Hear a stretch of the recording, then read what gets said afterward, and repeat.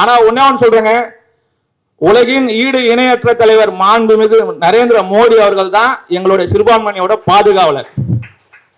ஏன்னா இந்த மீட்டிங்ல ஏன் அதை சொல்றேன்னா, எப்ப பார்த்தாலும் இந்த டிஎம்கே அது ஆர்எஸ் பாரதி சொல்ற மாதிரி ஏதோ ஒரு மீடியா பேர் சொல்லி சொல்றோம், அந்த ஒரு சில ஆனஸ்ட தவிர மீதி மீடியா எல்லாம் பாத்தீங்கன்னா எந்த பிரச்சனையா இருந்தாலும் சரி, ஒரு வீடியோ ரெக்கார்டிங்ல என்ன சொல்றேன், உதாரணத்துக்கு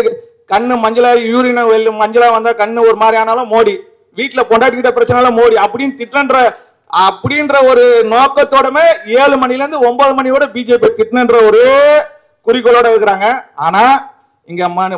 மதிப்புக்குரிய அண்ணாச்சி பொன்னார் அவர்கள், மதிப்புக்குரிய எச் ராஜா அவர்கள்,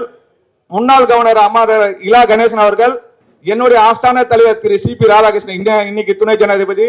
doctor Tamilisai madam, L Murugan, Annamalai அண்ணன் உட்பட, நயினார் அண்ணன் உட்பட எல்லாருமே களத்துல பிஜேபியை மாத்தி எடுத்துட்டு வந்துக்கிறாங்க. இப்போ திமுகவுக்கு ஏதாச்சும் ஒரு விஷயம் பண்ணணும், மீடியாலயோ இல்ல சேலஞ்ச் பண்ணி மக்கள் ஏதாச்சும் நீங்க கேளுங்க, நீங்க கேட்டாதான் கரெக்டா இருக்குன்ற அளவுக்கு